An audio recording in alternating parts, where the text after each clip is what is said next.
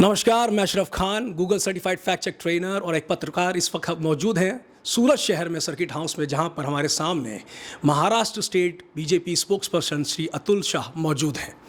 एक ऐसा चेहरा जिन्हें बीएमसी के इलेक्शन में तब जांचा परखा गया जब इनकी टाई हो गई गिरगांव चौपाटी से कॉरपोरेशन की बीएमसी के सीट पर एक ऐसे चेहरे के साथ जो गढ़ माना जाता है शिवसेना का।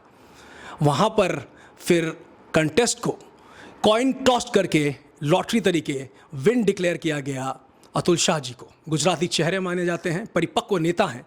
इसके साथ साथ 1999 से लेकर 2004 में मेंबर ऑफ लेजिस्लेटिव असेंबली यानी महाराष्ट्र विधानसभा के सदस्य भी रह चुके हैं। एक ऐसे नेता जो परिपक्व तरीके से महाराष्ट्र में अपनी जगह बनाए हुए हैं बरसों से, और अब जहां एकनाथ शिंदे नए मुख्यमंत्री हैं महाराष्ट्र में, कहीं ना कहीं फिर से गठजोड़ और मेहनत महाराष्ट्र में शुरू हो चुकी है। 2024 के लोकसभा के चुनावों को लेकर के फिर से एक नया चेहरा, एक नए गार्ड को बैठाया गया है। ये भी देखना होगा कि आने वाले लोकसभा में महाराष्ट्र में जो अभी गठबंधन चल रहे हैं, जो कार्यकारिणी चल रही है, जिस तरह के गठजोड़ हो रहे हैं, उसका क्या असर होगा। इन सारे प्रश्नों के उत्तर को लेकर हम चर्चा करेंगे श्री अतुल शाह से और जानने की कोशिश करेंगे कि आखिरकार महाराष्ट्र में आने वाले समीकरण क्या होंगे, ऊंट किस करवट बैठेगा। नमस्कार अतुल शाह। नमस्कार, आपका स्वागत है। धन्यवाद। मेरा पहला प्रश्न आपसे ये होगा कि एकनाथ शिंदे की सरकार एकदम से एंट्री करती है, क्या संदेश जाता है, दो टुकड़े जब हो जाते हैं शिवसेना के महाराष्ट्र का गठजोड़ कर फडणवीस आगे की कोशिश छोड़। ये बहुत सुखद अनुभव हुआ है मुंबई की, महाराष्ट्र की जनता को। उन्होंने जो सरकार दी थी शिवसेना भारतीय जनता पार्टी की, भारतीय जनता पार्टी के 122 सीट आई और शिवसेना के 56, बड़ी कंफर्टेबल मेजोरिटी से हम जीत गए थे। जनता ने सोचा, जनता को तो जो सरकार चाहिए थी देवेंद्र फडणवीस की, जिन्होंने काम करके दिखाया था और उनको काम का बदले में सीट्स भी दी, मगर धोखा हो गया। धोखा ये हो गया कि उद्धव जी स्वयं चीफ मिनिस्टर हो गए और भारतीय जनता पार्टी को दरकिनार कर दिया। लोग बड़ी आहत हुई थी और आज ये सरकार वापस शिवसेना भारतीय जनता पार्टी की आई। आप कहेंगे कि वापस, हाँ, ये शिवसेना से नाराज हुए लोग, और नाराज नहीं हुए, ये इनके साथ अन्याय हो रहा था।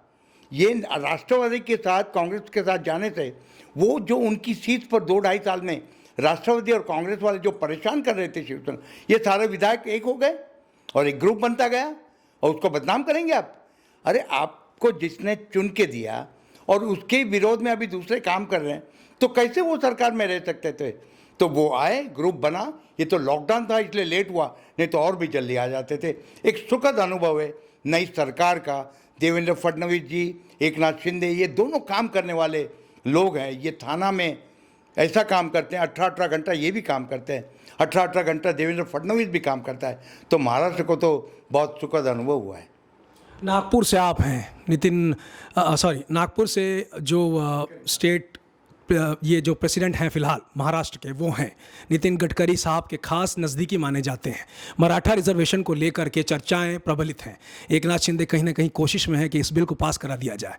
इसको लेकर के आपको क्या लगता है, क्या ये जन के हित में होगा या फिर जन के विरोध में? नहीं, मराठा आरक्षण तो देना ही है। ये मराठा आरक्षण ये डिमांड है और ये डिमांड पूरी होगी। हमारे नए अध्यक्ष जो आए हैं चंद्रशेखर जी, बावनकुले, ये नागपुर को बाजू में कोराड़ी क्षेत्र है, वहाँ के वो और मिनिस्टर रह चुके हैं, बड़े समझे हुए नेता है।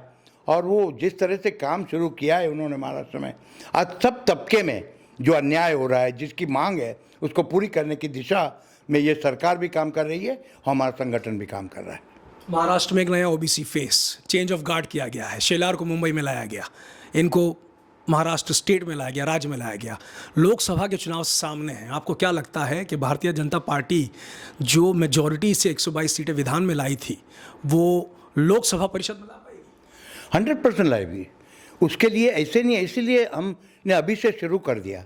हमारी जो भी सीट में हम भारतीय जनता पार्टी नहीं थी और दूसरी सीटें थी, उसमें एक केंद्रीय मंत्री ने ऑलरेडी दौरा चालू कर दिया। परसों आपने देखा होगा निर्मला सीतारमन जी बारामती में, दक्षिण मुंबई में नारायण राणे हैं, इस तरह से सभी मिनिस्टर्स वहाँ पर काम चालू कर दिया है। और मुझे पूरा विश्वास है महाराष्ट्र में 2-4 सीट, पिछली यूटी में हमने लगभग 18 और 16 लगभग 35-36 सीट थी, अभी 40 की और हमारी सीट आएगी महाराष्ट्र में 2024 में। गुजरात विधानसभा के चुनाव बिल्कुल मुंह पर हैं, डेट डिक्लेयर होने को है, आपकी मौजूदगी यहाँ क्या दर्शाती है? ये तो मेरी 1 महीने के बाद ये दूसरी बार आया हूँ। भारतीय जनता पार्टी का काम ही इस तरह का है कि हम हमारी मशीनरी को ऑयलिंग करते हैं। चुनाव में बूथ प्रमुख, पेज प्रमुख और शक्ति केंद्र ये हम निरंतर करते रहते हैं, तो उसको वापस काम में लाना, उसके लिए बाहर से एक लोगों को जवाबदारी दी जाती है।